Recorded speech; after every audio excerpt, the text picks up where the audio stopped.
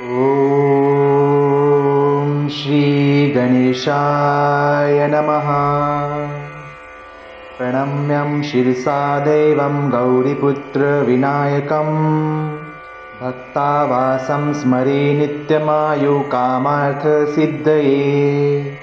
प्रथमं वक्रतुण्डं च एकदन्तं द्वितीयकं तृतीयं कृष्णपिङ्गाशं गजवक्त्रं चतुर्थकं लम्बोदरं पञ्चमं च षष्ठं विकटमेव च सप्तमं विघ्नराजेन्द्रं धूमवर्णं तथाष्टमं नवमं भालचन्द्रं च दशमं तु विनायकम् एकादशं गणपतिं द्वादशं तु गजाननं द्वादशैतानि नामानि त्रिस्सन्देयं पठ्ये नरं न च विघ्नभयं सं तस्सं सर्वसिद्धिकरो प्रभु।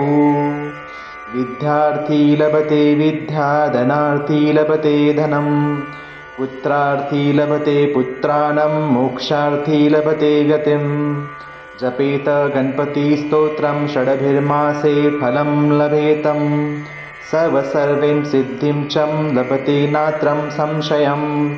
अष्टोभ्य ब्राह्मणभिक्षं लिखित्वायं समर्पयेतं तस्य विद्या भवेत् सर्वो गणेशस्य प्रसादतम्।